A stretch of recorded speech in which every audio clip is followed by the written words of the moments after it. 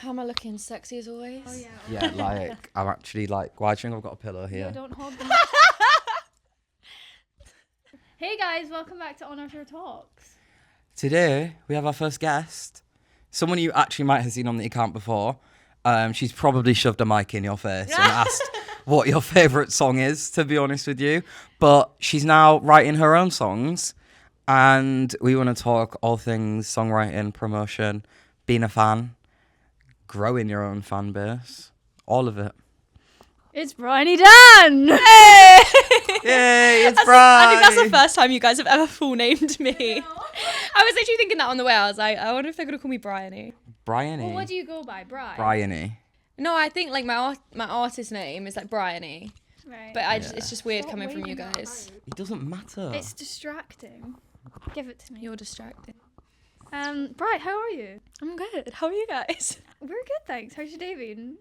My day? Yeah, how's your day? I've done nothing. I woke up, I got coffee. I tried to go to Tesco, but I forgot it was Sunday.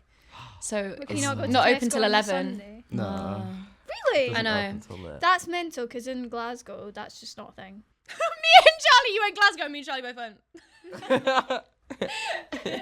It's awesome because we have heard Charlie say that story every single time. Every time we complain about a Nice. Sunday.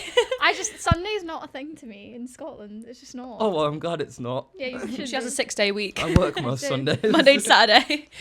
Yeah, and then I got coffee, did my makeup, came here.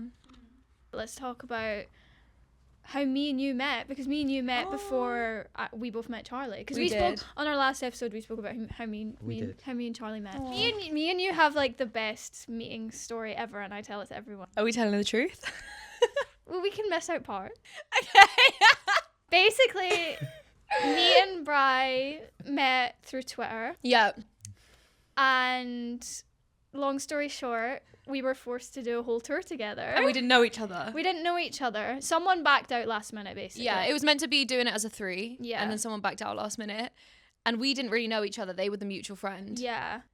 And so we had like a week to get to know each other, Yeah. to tour the entirety of the UK together. And we were both what, 17, 18. Yes, So yeah. our dads both drove us to No, it was Birmingham.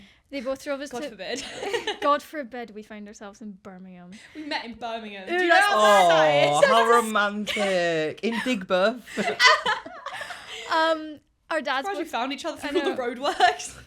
our dads both drove us there. Yeah. They met and basically went, "Yeah, you're all right. Yeah, you're alright. You can take my daughter."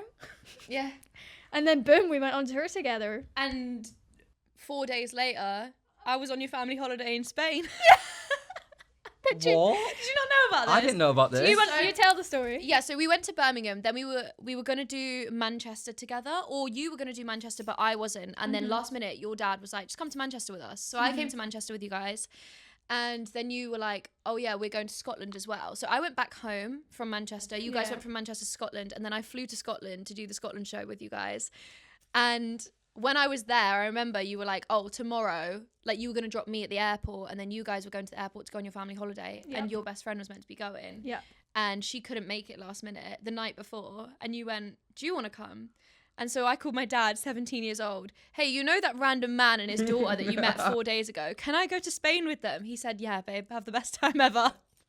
The thing is, he And we did. did, yeah. He literally did. He I actually did. didn't know that. Did you not know? I Did never you knew not know And that? then we were in Spain, and like all of my dad's like family were like, "Oh, how long have you guys known each other? You guys are like best friends. You must have known each other for like ages, since childhood." And we were like, 4 days.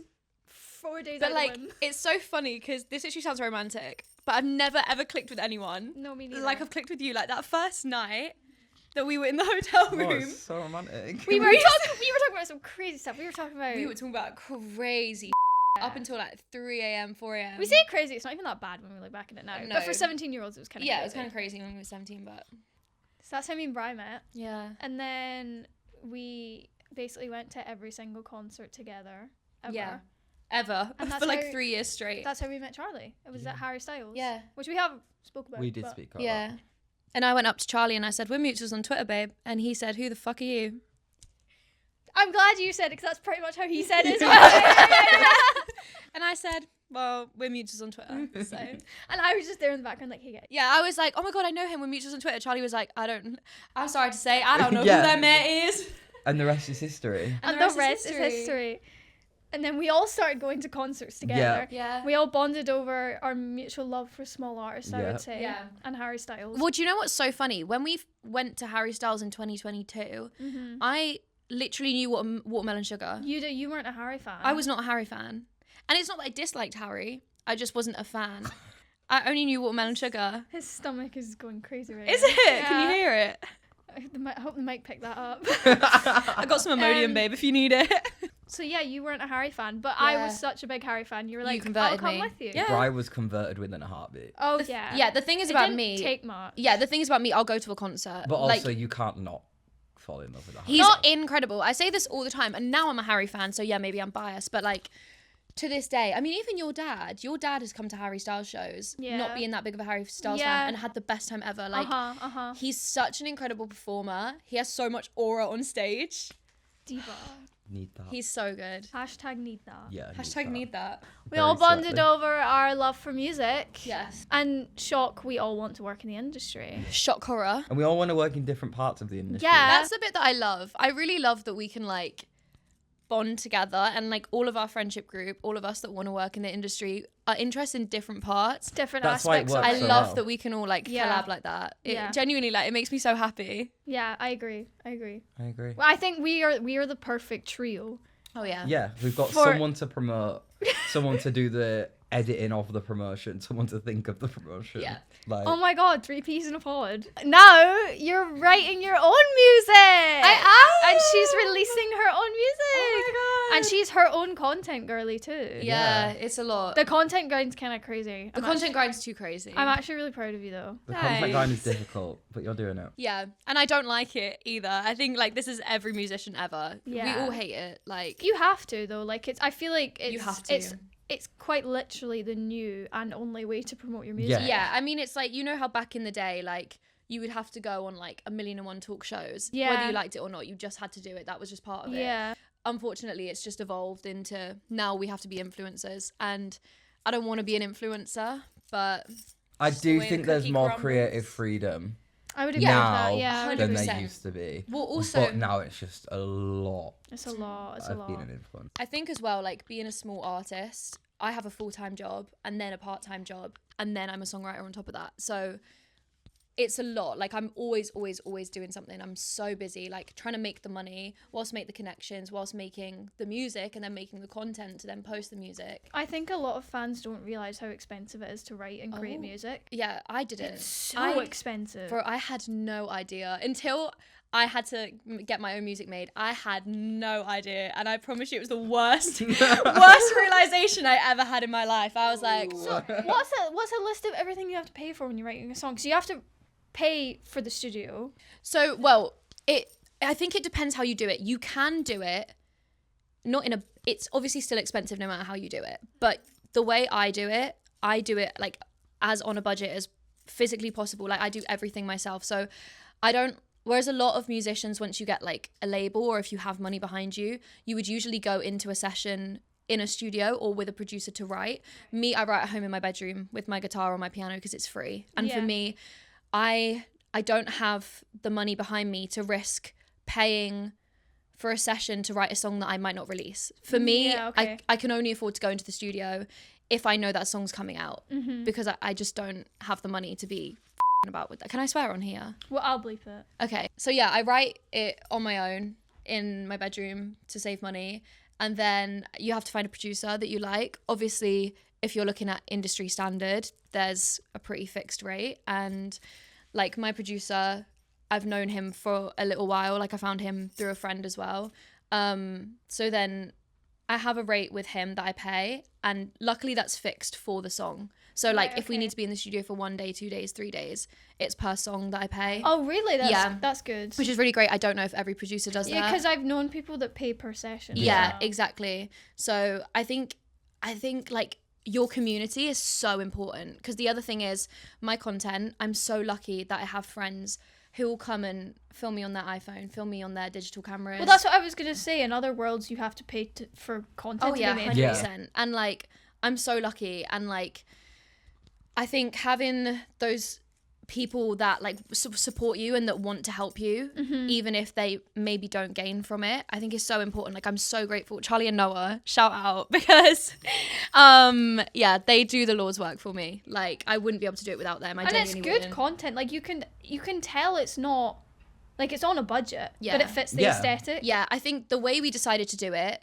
and I think this is something I suggest to any small artist if it fits your aesthetic, is we purposely went for low quality because we couldn't afford high quality. And I think that's kind of the decision you have to make, is like, are you going to try and make it as high quality as possible? That for me was an iPhone 13, which is obviously not great, especially when you're looking at like the industry standard of content. So then we went, fuck it, let's go the other direction. Let's whip out like the old family camera that's like 8 pixels on the screen, like, and it's like home videos. Yeah, exactly. And because, to be fair, that aesthetic is kind of trending at the minute anyway. I feel like I've got quite lucky. It works and it doesn't make my content look too low budget. It's obviously low budget. It looks like it's meant to be. Yeah, it looks like that's the way it's what's meant important. to look. What I want to talk about, one of your videos did really, really well.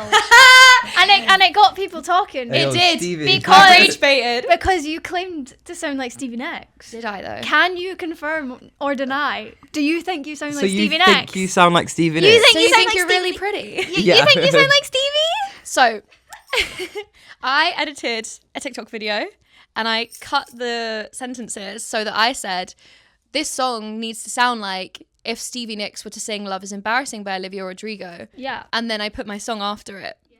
Obviously, it doesn't take a genius to know I don't sound like Stevie Nicks.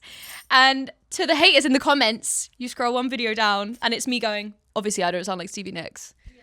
But social media isn't real, guys. That's not short and snappy. You wanted the short and snappy option. Yeah, exactly. And also, like, for me, all my references that I send to my producer are Stevie Nicks songs. I don't sound like Stevie Nicks, right? But I like the guitar, I like the vibe. I would say that I have influences from Stevie Nicks. I make pop music. Stevie Nicks makes rock music. I'm not in denial, right? But the thing I love about music and songwriting and creating art is that you don't need, like, I don't need to make a song that sounds exactly like another song. I can pull influences. Like, my lyricism comes from Taylor Swift. The sound of my vocals, I would say, is more like Gracie Abrams or like Clairo. It's more soft, right? And then I like the guitar from like Stevie Nicks, and that's how you create a sound as an artist. Like, how are you meant to have a new sound as an artist if you're just copying someone else? So what you're saying is you think you sound like Gracie Abrams and Clairo, not Stevie Nicks? Yeah. Me and Clairo, we're like this. Okay, I'm glad we got that covered. Yeah. So you take inspiration from Stevie Nicks and Yes. others. Is there anyone else who you've been loving recently? I love country music. We Be New. We I Be love New. country music.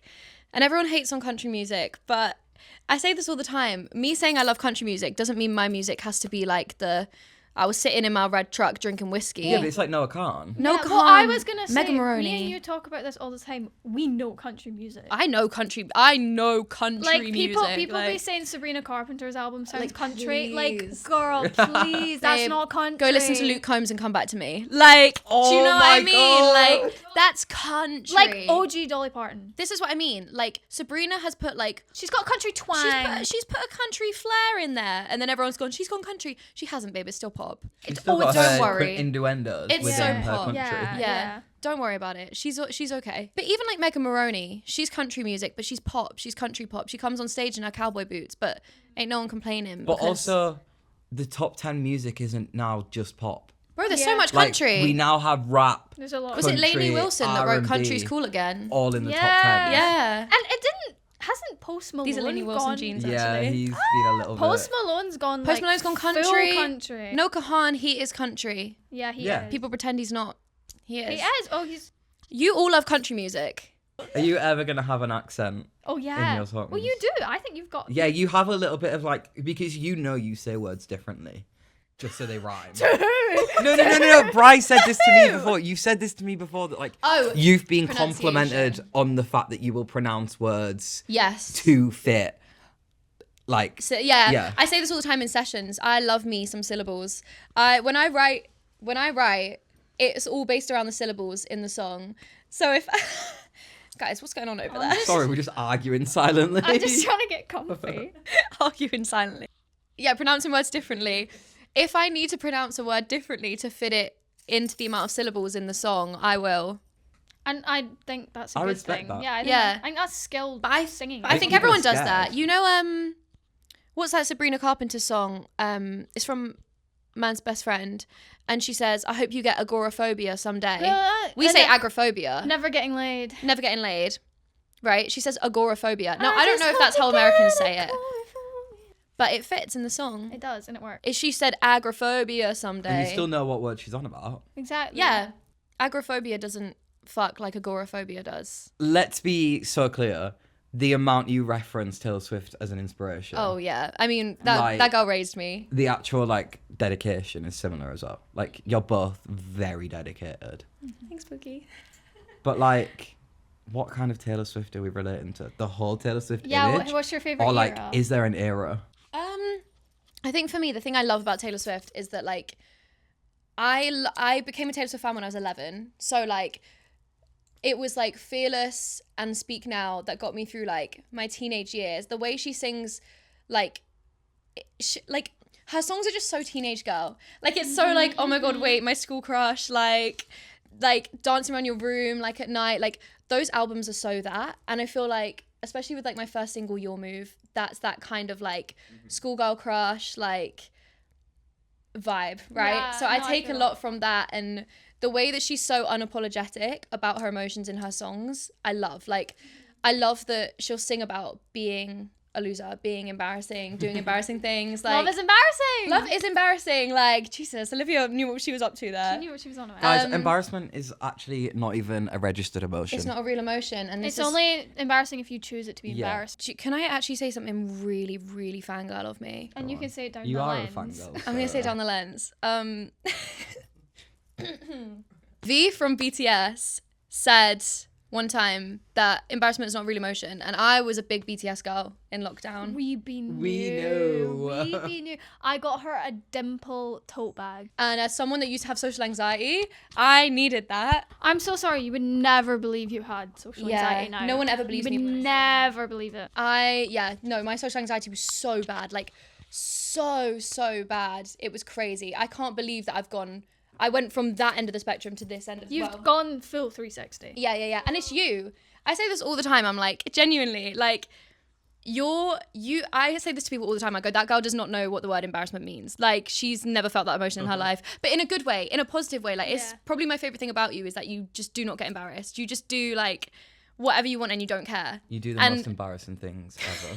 You're such an embarrassment. You're such an embarrassment. Why do you guys even hang out with me at this point? Like, No, but I feel like a camera that off. was like one of my biggest life lessons that I learned. No, what did you just say? I said, why are you friends with me? And he said, because you know how to turn a camera on. Okay, tell them how it is. I also do think moving to London. Moving to London, oh my Was God, the a anonymity huge of thing for London. me It's like a as warm well. hug. I love it. I love being so anonymous. I love it. Everyone's one like, knows who "Isn't I am. London No one so cares who lonely? I am." Isn't London this and that?" I'm No. like, that's the best That's thing the best part about it. it. I love it. Coming from like a small village, and everyone's up in your business all the time. Everyone knows what you're doing at any given time, and everyone cares. And if you wear a pair of jeans that no one else is wearing, you're weird. And if you have a hobby that no one else has, you're weird. And everything you say is embarrassing and stupid and dumb and weird. And that's how I got social anxiety, because everything I did, everything I said, I would get laughed at. People would make fun of me. And then it got to a point where I was like, okay, I'm literally scared to open my mouth, because if I open my mouth and speak, you're all gonna make fun of me. So yeah, it got really bad. And then I met you, and I thought, wow, this girl don't give a f***. This is kind of nice. It's kind of freeing. So, you released your move. I did. And then, my personal favourite, June. you released June. Oh my God. Which, from my understanding, It's such a cute little it's story so behind the cute. song. It's about you moving out Yeah, from uni. It's about Ruby. Miss you, girl. Shout out Ruby. What was Ruby's reaction when you played her the song? Yeah, she loved it. I mean, she'd heard it on TikTok before, Right, like the okay. chorus, and she said to me, she was like, I've played this on repeat, and I was like, love you, girl. But yeah, it was just so nice. She didn't realize at first. She thought I was just playing her a song, and then it got to the line where it was like the football score was our greeting. She just looked at me, and I was like, And she's like, yeah. you're the main character. And who's your football team? Man United. Women's. Women's, but also the men's sometimes. What was the writing process? Yeah. Why did you write it? Writing process. Yeah, so my friend Ruby, we lived together for 2 years. Shout out. What'd you say? Shout out. I thought you went shut up. Done. I was like, you asked me the fucking question. And when we graduated, so Ruby's from Doncaster. Shout out Donny. Shout out North. Shout out the Donnies. And so Ruby moved back to Doncaster, and it was kind of rough. I was having really bad anxiety during that period of my life anyway, just unrelated. And then Ruby moved away, and I had to move house, and I was moving in with people I didn't know through like spare room, whatever. And so I was in a new house, in a new place with people I didn't know, and I didn't know what I was doing post-graduation, and I had no idea what I was doing in my life. And then my best friend moved away, and then I was anxious, and I just thought, what is the point? What am I doing? What am I doing here? But then we got June. Then you got June. I sat in my bed and I cried on my piano, and I wrote June. And yeah. I'm glad you cried on your piano. Yeah. Because In a Teardrops on my I love that song. In a selfish way, I Guitar. am too. Yeah. Do you know what's so interesting? I'm sure Ruby is as well. Yeah, I'm sure Yeah. Ruby's buzzing about it. I'm not sure whether I should be saying this, but my personal favourite is Your Move. Okay. And I feel like Why shouldn't you be saying that?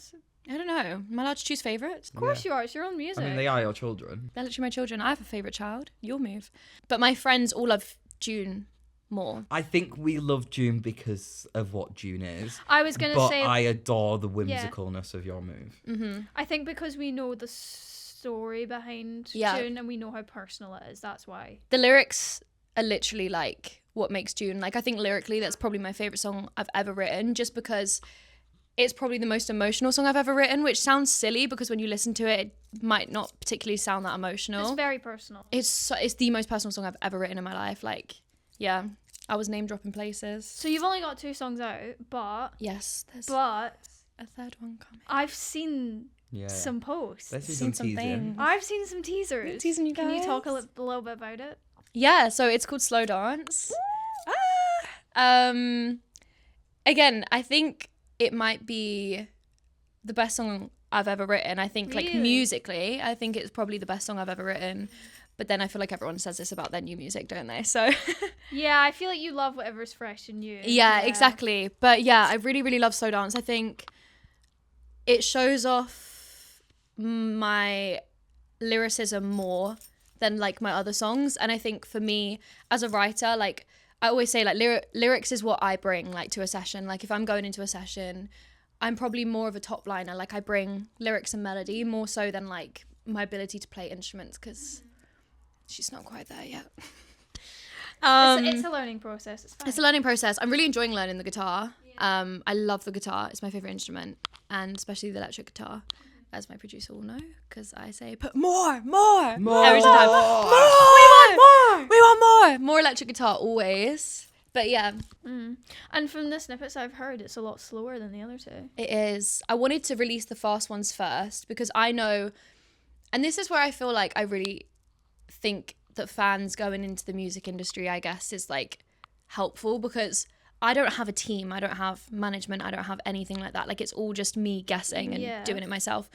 But I know that as a fan, and from talking to my friends, we usually get into artists through their upbeat songs. Yeah, And then that's once true. you appreciate them, you can appreciate the slower songs. Like I know that people don't get into Taylor Swift through All Too Well. Do you know what I Yeah. mean? Yeah. But once you're a fan, All Too Well 10-minute version is on It's repeat. the best Yeah. one. It's So incredible. do you think being a fan has helped you in becoming your own songwriter as well? 100%. Yeah. 100%. Because like I know, like, and because like when I say being a fan, like we are fans. We're fans. The lore is crazy. Like I'm not delusional. we can't I'm aware. we can't drop the lore. Like We cannot drop the lore. It's crazy. There's too much lore. But like, yeah, being a fangirl, I would never, ever, ever change any of it. Like yeah. every single thing that I've done or that has happened as a fangirl, I think has helped me like so much. It's helped me understand the industry in ways that I wouldn't have had access to, because I think it's really hard when you want to get into the industry, but like either you're from a small town or you just don't know anyone in that field. It's a very, very gate-kept industry, the music industry. It's really difficult to break into. And I think once you have your foot in the door, doors start to open. Yeah. And it kind of, it's like a waterfall effect. But until you can get that foot in the door, it's really, really hard. I think that's the thing that like the reason we even started on our tour. Yeah, was 100%. we made the door I feel to like get our foot in. I feel like you guys really bridge that gap Yeah. between fans and artists. Yeah. Well, that's one Even of the main in- goals, That's I what think. we- Yeah. Yeah, hope. Even in providing content, in, you know, giving an insight, like everything like that, like the knowledge that you gain about the industry through being a fangirl, as much as people love to on fangirls. I mean, I wrote my dissertation on fangirls. I think there's like so much to say about it. It's a whole bigger conversation. I could talk about it forever, but yeah, I definitely think being a fangirl has helped me so much. Yeah. Yeah. Do you think this is, as your career progresses, being a fan is still going to remain at the heart of everything? Yeah, I think 100%, because the reason, I mean, like, I know I release music and, you know, I love my own music and I want my own music to do well, but my heart is in songwriting. Like, that's why I do it. Because we've had this conversation before, but I don't feel like you've ever spoke about it like online. But you don't necessarily want to be like a live act. performer, do you? No. You want to be you want to be in the music sessions more than anything. I mean, we touched lightly on my social anxiety. Like, Yeah. I very much so, I'm an extrovert. I really am. Like, and I love being social. And now I think I'm really, really good in 95% of situations. Like, I really am able to just be myself and, like, you know, enjoy being with people, socially interacting with people. I love being with people. I love people so much. But there's like certain situations that for whatever reason just trigger like the dormant social anxiety in me. And like, I know everyone experiences this, but I guess people deal with it differently. I used to perform loads as like a kid. I was always like, I always wanted the lead role. I used to sing in church, like everything, like any chance I was to sing in front of people, I was there, front row, on the stage, mic in hand, like I loved it. And then I think when I got to secondary school, and typical thing happens to everyone was like, you're Yeah. and I was like, oh my God, this is the worst thing ever. Let me never, ever sing in front of anyone ever again. And I think like it sits with you more than I think people think it does. I think like this is for everyone. This is not like just me and my experience. No matter what was said to you in your teenage years, it sticks. Yeah. To it sticks. Do you think if you ever got over the full social anxiety, you could one day be a performer? I just like, I don't like, it's so funny me being like, oh, I don't like being the center of attention. Listen, I don't mind being the center of attention, but when it's like I'm on stage, everyone's facing me, looking at me. I mean, even I struggle in the studio sometimes. If I'm not 100% relaxed, I really struggle because I'm such a perfectionist and I'm like, this must sound good. I must sing right and I must sing well and I must sound good and I need to hit this note and it needs to sound like this. I then get stressed, which stresses your vocal cords, and I then can't sing very well. So for me, singing, I love songwriting, I love making music, but singing is not my favorite thing in the world. And I think that's why I want to go more down the music making and the songwriter route than I do want to go down the being an artist and a live performer route. To be fair, as social anxiety is, it kind of gave you a pathway to what your like sets your heart on fire. 100%. No, but I've said this like not maybe online before, but I've said this to a lot of people before. When I say I'm not a vocalist, that's not me being like, oh my God, I can't sing. Yeah. I can sing fine, but I'm not like I'm not Stevie Nicks. But also you don't necessarily want to be a singer. Yes, and I think for me as a songwriter, it's not that I can't sing. I can sing fine. It's just I'm not like a vocalist, right? I'm talking like Ray, Whitney Houston, Amy Winehouse, like Olivia big Dean voices. kind of Olivia style. Dean, like voices that are like so good. And as a songwriter, and that's where my passion lies, I can create so much more when I have a singer that has more range than me, a bigger voice than me, like can do more. What is wrong with you guys?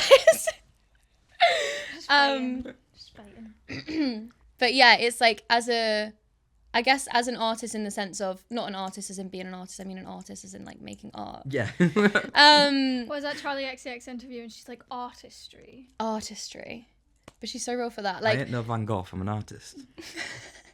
if I'm writing with a singer who has so much range and these like crazy vocal abilities, I get to write cooler songs. Yeah. Because I'm not limited by my own range or my own singing abilities. I feel that. So that's why I love songwriting and being a songwriter is because I'm limited by my own vocal range to what songs I can kind of make and write. Whereas when I'm in a session with an artist who has a bigger range, who can sing more and we can do more cool stuff, I get more excited because I'm not as limited and I get to write cooler stuff. Yeah, so you want to write in sessions with other musicians, but you have already done that with Neve Marr. Yes, I love Neve Marr. I love Neve. Shout out to We my love girl, Neve Marr. Neve. Neve she's honestly like, I owe Neve so much. You have like, the same producer, don't you? Yeah. That's how I found my producer, Liam. But also, but yeah, Neve basically gave me an opportunity when like I wasn't getting opportunities anywhere else. Like, you know how we spoke about the door and getting your foot in the door? I was banging on that door. I was banging on that door. I was going at it with a hammer. I was going at it with a chainsaw. Neve answered that. She opened it with Neve the chain on. opened it with the chain on and said, "You right, babe?" And I said, "Yeah, can I come in?" And she said, "Yeah, all right." And so Neve invited me we did 3 days up in Glasgow of songwriting with like different songwriters, and obviously Liam was there as well. That's how I met him. And she just basically gave me the opportunity to be in a session, co-write for the first time, because it's so different co-writing than it is writing by yourself, obviously, and I'm writing for someone else versus writing for yourself. I learned so much. And then I've been in quite a few sessions with Neve like since then. I've like met so many great people through her, and we're actually going to her gig tonight. I am so excited. Oh my god, I can't wait. I'm so excited because it actually is like the whole gang is back together. No, we're getting the band back Like, together. the gang's it's her back first together. London gig. I'm so excited. Yeah, I'm really excited. And the one cool thing about Neve's gig as well for me is getting to hear songs that I've written sung live, because obviously, like I said, I don't really sing live. That's not for me. I don't enjoy it. What I do enjoy is hearing a crowd sing lyrics that I've written like in my notepad in my bedroom, and seeing people like, I know artists always talk about it being like, oh, seeing the fans sing back your lyrics. But for me, I don't need to be on the stage seeing them sing it to me. For me, being at the back of the pit, dancing with my friends, still getting to hear the crowd sing my songs, that's like my dream. I think that's something that we mentioned the last episode about Erin the Count saying that she writes her songs by herself. Yeah. She does all of her music by herself, and the only time she feels like she doesn't have to do that by herself, or she's not done it by herself, is the minute that them songs are being screamed back. Yeah. And it's like, although they're not being screamed to you, they're being screamed to Neve or whatever artist you write for in the future. Yeah.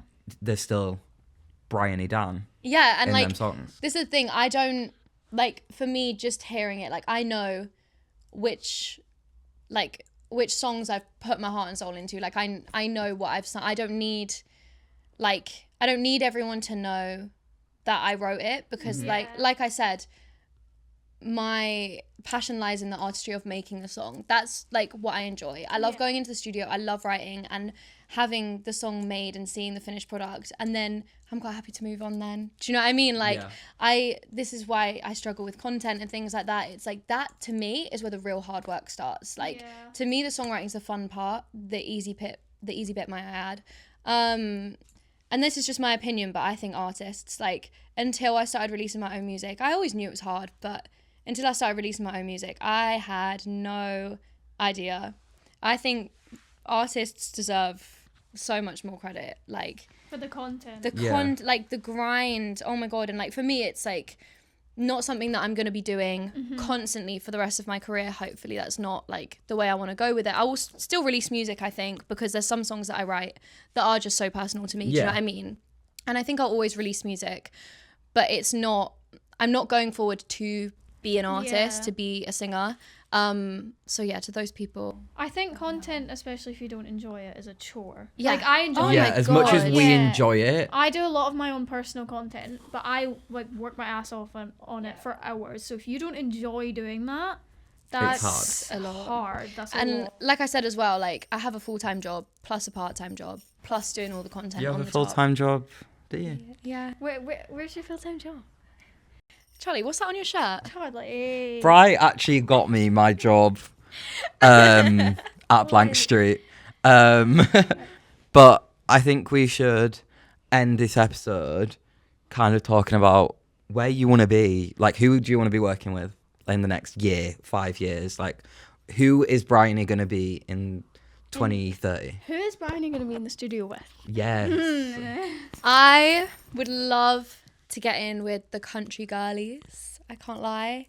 Like Name drop some. Megan Maroney, love her. Anna Avery. But also, obviously, you know, like the typical people. Like, can we talk about Audrey Hobart? Hobart? How do we say her name? I knew this was gonna come. Can we talk about her for a second? She is just like on another level. Like, and you either get her or you don't. She's fun. She's so talented. She's so talented, and I kind of hate the fact that I just know that because she's so unique, she will get slept on. Yeah. By She's not gonna get the credit she deserves. She's She's tailored to a very niche audience. Well, she might have a Charli XCX moment I where think she people will. suddenly realize, oh, this girl is good, but that she's so talented. But do you know how She's people? so Do you know how talented. people make the joke where it's like, you either understand Taylor Swift or you don't, and it's like the intellectuals understand Taylor Swift. Yes. It's the same with Audrey Hobart. Get Audrey Hobart. And it's not to say you're dumb if you don't understand. That's No. not what that's not what we're saying. But it's like, you have to understand and appreciate lyrics and music. And she's funny. She's so funny. She's so sarcastic. She's so ironic. It's such dry humor. Yeah. It's like when you it's like Sabrina Carpenter. She's funny. She's sarcastic. She's ironic. But I don't think it's too dry in the sense of most people can get it. Like when she says like, but the ceiling fan is so nice. Like she's saying it in a way that it's obviously a joke, right? And we love her for that. If you love that in Sabrina Carpenter, listen to Audrey Hobart because it's the same jokes. It's the same humor. She's just dry about it. So the only difference is that it's not necessarily obvious at first. Thanks for coming on, Bri. Thanks for having me, guys. It wasn't exactly hard because you're like our best friends. Yeah. I mean, It's just like, do you want to come over? Yeah, all right. we can't wait for Slow Dance, Oh yeah. which will actually Thanks, be out guys. by the time this episode comes out. do probably. you have a release date for it? Are we allowed? Would you to? like to announce your release date on our tour talk? Wait, what? Slow Dance out October 10th. Once we release it, you can put that in, like... Yeah, this is like one of the bloopers. Yeah. Thanks for watching, guys, and thanks for coming on, Brian. Yay! On our tour, Supremacy. Woo! Clock it. Whoa. All right. Right, see you later.